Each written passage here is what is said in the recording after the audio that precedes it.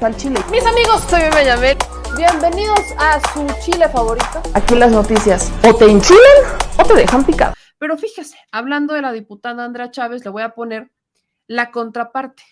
Así es como se defiende a la Guardia Nacional, sin insultos, sin mentadas, ni mucho menos. Este fue el posicionamiento de la diputada Andrea Chávez el día de hoy para defender a las Fuerzas Armadas, para defender a la Guardia Nacional, y nunca utilizó ni la palabra culo, nunca utilizó absolutamente ninguno de los adjetivos calificativos que se aventaron los panistas para hablar de la Constitución y de los adversarios a los cuales dicen que pobrecitos ellos, pobrecitos, son víctimas, ellos tan victimizados, como usted va a creer. Imagínese nada más.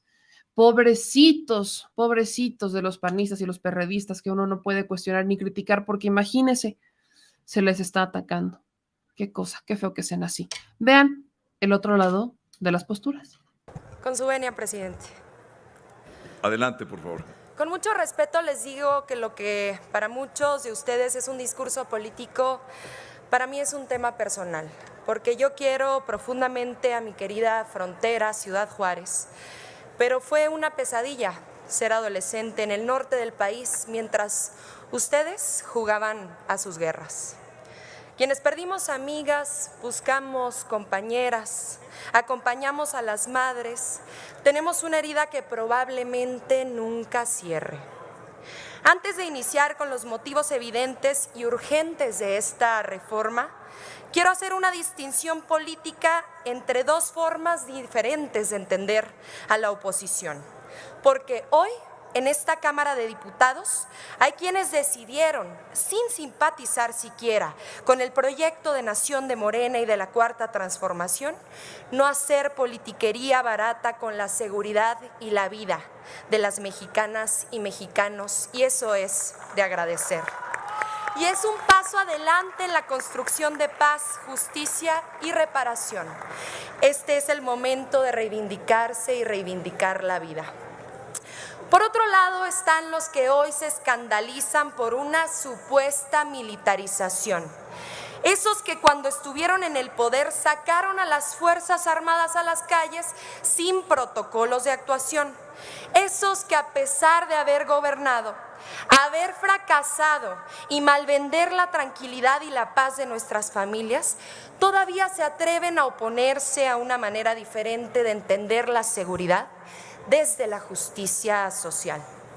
Esos que sin pudor militarizaron al crimen organizado, y sí, escúchenlo bien, militarizaron al crimen organizado proporcionándoles armas de uso exclusivo del ejército a través de la operación Rápido y Furioso que inundó de balas y muertes al país con autorización de ustedes cuando estaban fraudulentamente al frente del gobierno federal. Si se les borró la memoria, le pueden preguntar por este tema a su amigo Eduardo Medina Mora, a Marisela Morales o Arturo Chávez Chávez, el procurador de Calderón, célebremente conocido por decir que a las mujeres en Ciudad Juárez nos mataban y violaban por prostitutas. Ese nivel de fascistas tenían dentro de sus propias filas, peor aún, dentro de su gobierno federal. Quizás lo olvidaron, pero la masacre de Villas de Salvarcar en Ciudad Juárez, donde fueron asesinados 15 jóvenes estudiantes y deportistas, a los que Calderón llamó pandilleros, se utilizó y se hizo justamente utilizando armas de uso exclusivo del ejército, precisamente procedentes de Rápido y Furioso. Pero la profesionalización del crimen organizado no fue un proceso casual, ni una mala estrategia diplomática con el país vecino. Fue un proceso deliberado por el cual la delincuencia tuvo acceso a las armas más letales, mientras la fragmentación de los grupos delincuenciales requería permanentemente mano de obra de rápido relevo, en un momento en el que la mayoría de la gente quedó abandonada por el Estado completamente a su merced. Mi generación quedó atrapada entre la falta de oportunidades y las balas de una guerra absurda iniciada en 2006 para legitimar la pequeñez del autoritario, arrogante y belicista que la declaró. Mientras la seguridad pública se descompuso en todo el país, el poder político desangró al ejército. Solamente en tiempos de Fox desertaron más de 100,000 elementos.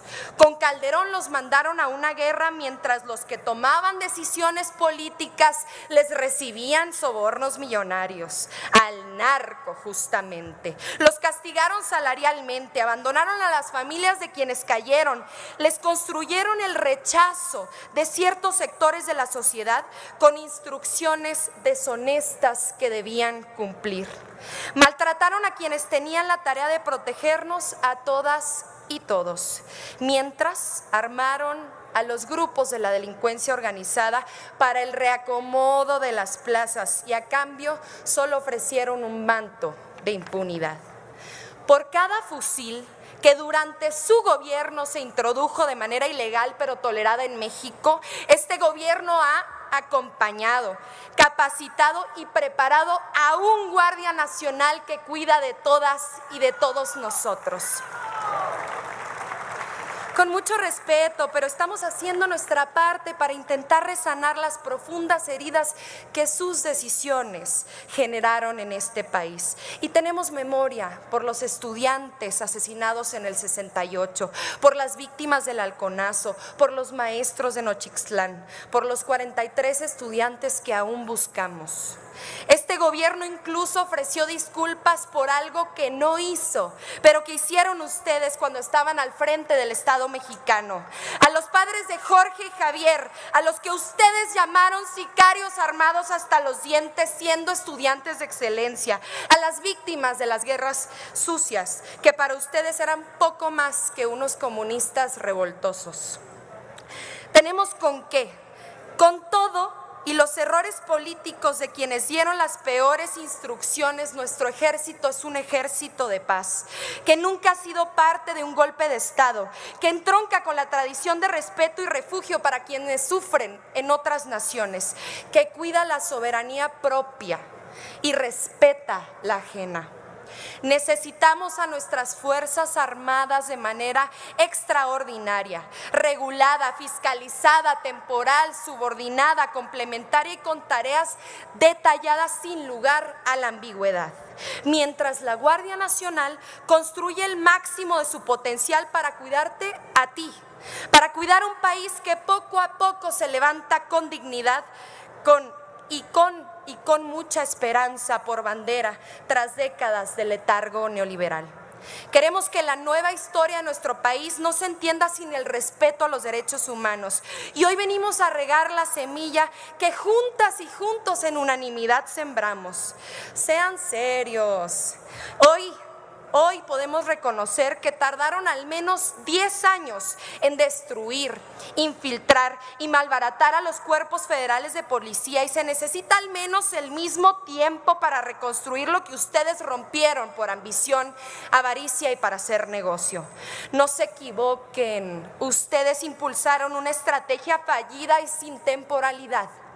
Hoy nosotras y nosotros estamos dando un paso adelante a favor de la desmilitarización, porque le ponemos fechas y plazos, porque tenemos una estrategia de pacificación real que comienza a dar frutos y lo podemos demostrar. Hoy el delito de secuestro, uno de los más dolorosos por su profundo impacto social, ha disminuido en México en un 53%. ¿Recuerdan cuál era la estrategia de ustedes para acabar con el secuestro? ¿Lo recuerdan? Yo se los recuerdo. Ustedes inventaban supuestos grupos de secuestradores y los detenían como chivos expiatorios, fabricaban testigos protegidos y forzaban declaraciones obtenidas bajo tortura, como ocurrió con la ciudadana francesa Florence Cassés y con Israel Vallarta, sin resolver nada y violando todos los derechos humanos. Pero ¿qué van a saber ustedes de derechos humanos si le dieron la medalla de derechos humanos a un personaje como Isabel Miranda de Wallace? Los principales delitos federales han disminuido en un 30% durante la administración del presidente López Obrador, un 60% de descenso en delitos financieros, un 50% en delitos patrimoniales, un 40% en delitos fiscales, un 22% en delitos contra la integridad. También los delitos del fuero común. El robo a transporte público ha bajado un 37%, el robo de vehículo un 45%, el robo a casa habitación en un 30% y uno de los más terribles, el homicidio doloso, en un 10%, y lo reconocemos, sí, falta mucho por hacer. Ese 10% que disminuyeron los homicidios dolosos en este país no es suficiente, pero les recuerdo que cuando ustedes gobernaron y declararon su falsa guerra, se multiplicaron en un 200%. Hoy hablan mucho de fortalecer las policías, los mismos que tenían al frente de la federal a un ejército de narcotraficantes como lo fue Genaro García Luna, preso en Estados Unidos por traficar con cocaína, a Luis Cárdenas Palomino, preso en México por torturador, a Facundo Rosas, a Iván Reyes Arzate, Susar antidrogas, narcotraficante confeso, se encuentra en Estados Unidos, por cierto. Todavía se atreven a decir que enfrentaron con pantalones a la delincuencia cuando el mundo entero sabe que estaban en su nómina, porque no les parecía lo que cobraban de Iberdrola y de Odebrecht. Para ustedes todo era un negocio, hasta privatizaron el derecho de vivir en paz. Dicen que con esta iniciativa renunciamos a lo civil y no hay mentira más mezquina. ¿Hay algo más civil que construir hospitales? ¿Hay algo más civil que reconstruir escuelas para las niñas y los niños? ¿Hay algo más civil que construir refinerías para fortalecer nuestra democracia? ¿Hay algo más civil que construir aeropuertos para detonar el desarrollo de nuestra nación? Aquí se quejan permanentemente de que no escuchamos sus puntos de vista, pero ¿cómo no los vamos a escuchar? Claro que sí, con mucha atención. Si fueron los reyes de la inseguridad pública, si multiplicaron como nunca los homicidios, si se hicieron de oro traficando con drogas desde el poder. Nosotros los hemos escuchado mucho tiempo, hagan hoy ese esfuerzo ustedes. Rompan su huelga o su flojera legislativa, pero no lo hagan por nosotros. Escuchen a sus propios gobernadores, que ya es casi lo único que les queda.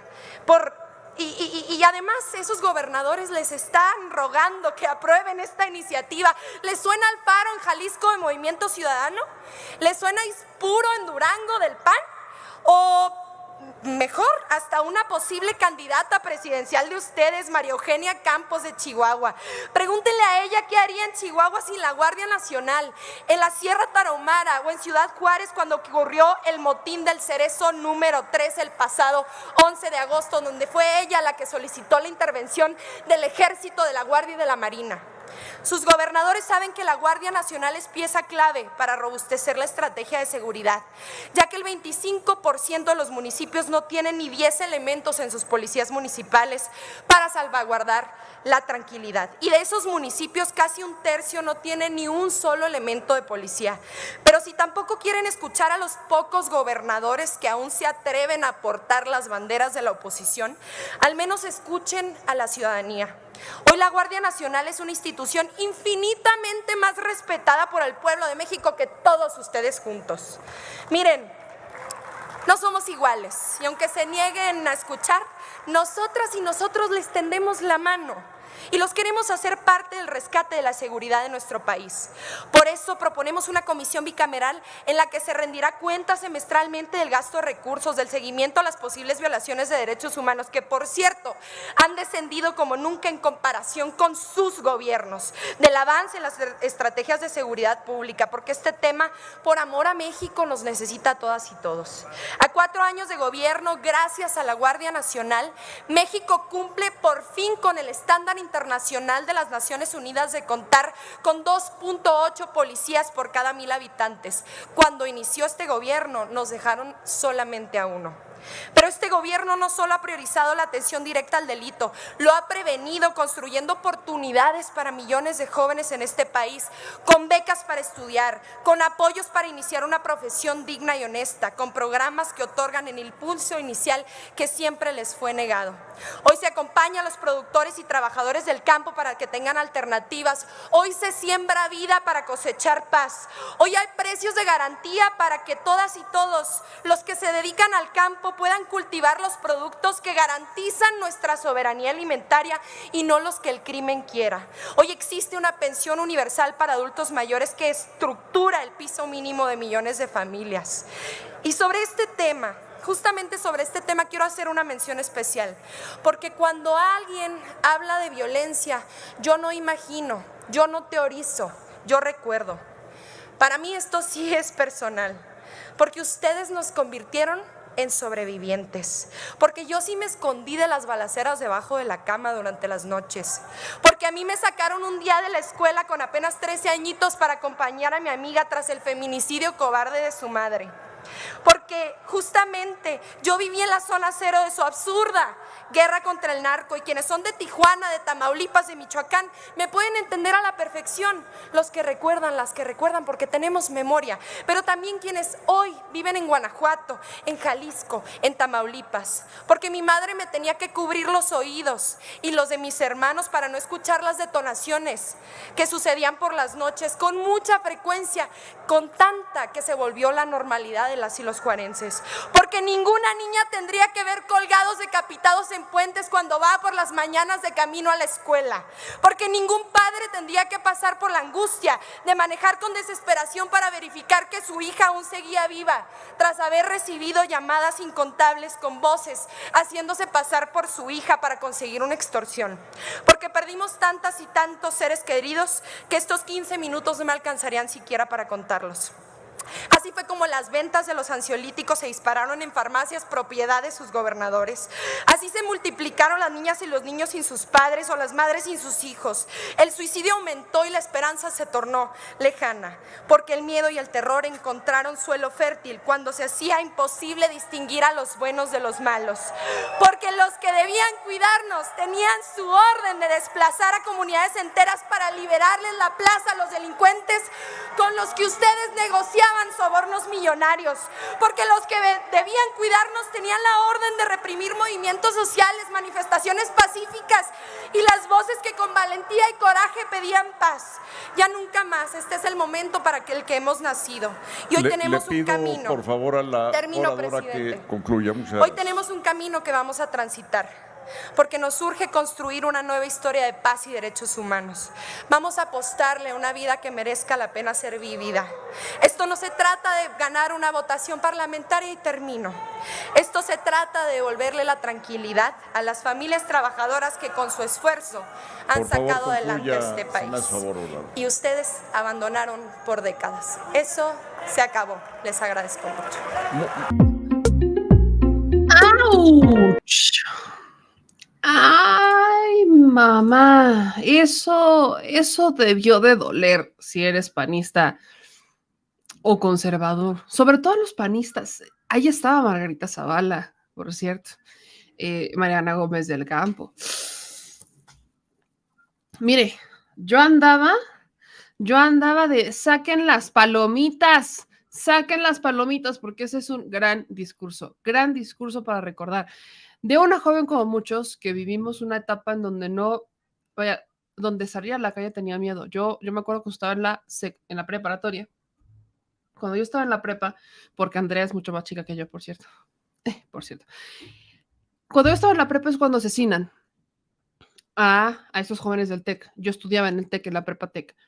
Y me acuerdo que hubo un movimiento dentro de los TEC de Monterrey donde teníamos miedo y donde prácticamente decíamos, a ver, si salgo a la calle de noche, ¿quién me garantiza de que no me vayan a confundir con un sicario armado hasta los dientes o con un daño colateral, como después los intentaron justificar? ¿Quién me garantiza que eso no va a pasar? Nadie. Tener 17 años, 16, 17 años y ver la vulnerabilidad de tus compañeros y ver que eres vulnerable ante un Estado que no le interesa y no le importas, es algo que marcó a una generación completa, que marcó a mi generación y a los que les tocó en la zona, en el lugar de los hechos, como fue el caso de Andrea o como fue a los jóvenes de Monterrey. Ver las noticias y ver que había balaceras y que ir a estudiar era un deporte extremo y era un deporte de alto riesgo, si así lo querían ver. Que salir de tu casa, que ya no podías salir de tu casa. Todavía a mí me tocó, al menos cuando estaba muy chiquita, cuando estaba en la primaria, todavía me tocó que un amigo vecino llegara a tocar la puerta de tu casa, oye, salimos a jugar, y que cuando vas creciendo te das cuenta que eso ya no es una opción, que tu mamá y tu papá te dicen, si no regresas a esta hora, no, o sea, no sabes cómo te va a ir, no porque quisieran limitar que tu diversión, sino porque estaban muertos de preocupación de que algo te pudiera pasar, que lo que escuchabas como recomendaciones, si ibas a salir de fiesta, era no vayas a este lugar porque aquí dicen que hay narcos, no vayas a este lugar porque aquí hubo una balacera hace una semana, no vayas a este lugar, o sea, que no tuvieras ni siquiera la libertad de decidir a dónde ir porque ya había miedo. Crecimos con miedo, ese miedo definió a una generación completa, a una generación que por supuesto hoy alza la voz, así que cuando dicen es que eres panista, no me enchilo, usted ya se imaginará qué, porque lo último en mi vida que se me hubiera ocurrido pensar es militar con la idea de un bloque conservador. Jamás se me hubiera ocurrido. Lo más cerca que estuve de este partido fue en un partido socialdemócrata de coalición de un PRD que no tenía una mayor participación y que cuando empecé a ver que se involucraba más, hice un corte de caja y dije, hasta aquí. Que lo más cerca que estuve fue de personas que eran cercanas a un gobernador y nada más, pero jamás me dijeron, oye, haz esto, oye, piensa esto, oye, di esto, jamás me lo dijeron. Entonces, es, ese, es ese sentimiento de voltear a ver el pasado, voltear atrás y decir, ¿en dónde diablos estaban las autoridades que dijeron que nos tenían que proteger? ¿En dónde diablos estaban esas autoridades que juraron que ellos iban a resolver los problemas y que lo que hicieron fueron complicar las cosas? ¿En dónde diablos estuvieron? ¿Y por qué hoy nos quieren callar? ¿Por qué hoy que ellos ya no tienen el micrófono creen que tienen la autoridad moral o el poder de voltear y decir, tú no hables, tú no digas, tú no esto, de intentar minimizarnos? ¿Con qué cara vienen y nos dicen a los jóvenes que si quizás no vivimos de forma directa, lo vivimos de forma indirecta? Que una niña de 7 años, porque yo vivía a los 7 años, que agentes judiciales, esto es algo que nunca he contado en mi vida, a los 7 años, en la Ciudad de México, judiciales confundieran a mi mamá y a uno de mis primos con otras personas y que nos persiguieran durante varias calles al punto de ver encañonada a mi mamá y a uno de mis primos, porque no había investigación. Son de las pocas cosas que guardo en mi memoria, porque tenía 7 años. Tenía 7 años y los famosos policías judiciales llegaron. Yo recuerdo perfecto cómo mi primo le dijo a mi mamá, tía, quítate los aretes, nos van a asaltar. Y mi mamá volteó a ver atrás, yo iba sentada atrás, una niña de 7 años saliendo de una boda. Mi mamá voltea hacia atrás y después ver que mi primo intenta evadir a los judiciales hasta llegar de nuevo a donde estábamos, a donde nos sintiéramos protegidos. Y ver que a mí me agarran y me dicen, llévatela, gritando. Me meten al lugar y la última imagen que yo tengo antes de que me metan son a los policías judiciales encañonando a mi mamá, 8 pistolas en mi mamá y en mi primo. Eso es lo que yo vi. Una niña de 7 años. Eso fue en tiempos de Fox. Esa es la policía judicial que nos ha seguido durante muchos años. Eso es lo que yo no quiero volver a ver.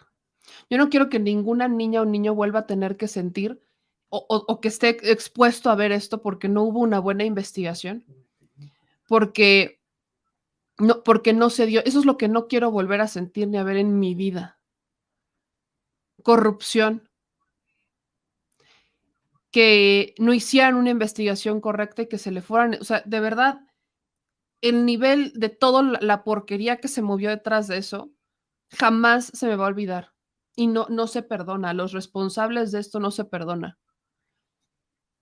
Y tampoco se olvida. Porque tendría 7 años, pero no era ninguna estúpida, ni mucho menos estaba ciega. Eso es con lo que uno crece. Ese es el país con el que uno crece. Esas son las autoridades con las que uno crece. Con autoridades que violan el debido proceso, con autoridades que no les importa quién eres. Ellos solamente quieren cerrar carpetas de investigación o seguir instrucciones de un grupo de abogados vendidos o corruptos. Eso es lo que molesta. Así que vengan estos panistas a decir que ellos son superiores, a decir que ellos son mejores, a decir que ellos saben cómo hacer las cosas, perdón, pero yo tengo otros datos. Los tengo muy claros, los tengo grabados aquí, desde chiquita.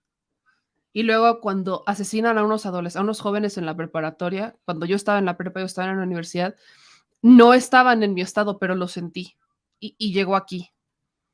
Porque vuelves a ver lo vulnerable que eres ante un estado que no te va a proteger, que te va a utilizar para quedar bien con el mundo, que te va a utilizar para quedar bien y dar cifras y decir internacionalmente que son muy chingones. Ese es el problema del país en el que vivimos, que ya estuvo suave, que quieran decirle al mundo qué chingones somos, cuando internamente no lo somos, cuando nos hacen falta echar 2, 3 pasitos para atrás para arreglar las cosas y hacerlas bien y garantizar que va a haber lealtad y que va a haber protección a los ciudadanos y no abuso de ellos. Así que no vengan a decirnos los panistas que ellos son los próceres de la seguridad, porque al contrario, ellos son quienes las destruyen. Pero bueno. ¡Hola! Hija de tu madre. ¿Qué pasó, señor productor? ¿Por qué huyes de la cámara? No. ¿Por qué huyes? ¿Saluda a los fans? ¿Es nuestro video de cierre? ¿Saluda a los fans? Ah, le quiere presumir brazos, señor productor. Sí, mira nomás. Mira, échate, pero bueno, ponlo así, mira, ponlo así. Que se vea la lonja. No, la lonja. Pura galleta. El señor productor. No, hombre, ya, para tus pesares, hazte para allá. En vez de que vayan a compartir el video, le van a poner dislike. ¿Qué pasó? ¿Qué pasó?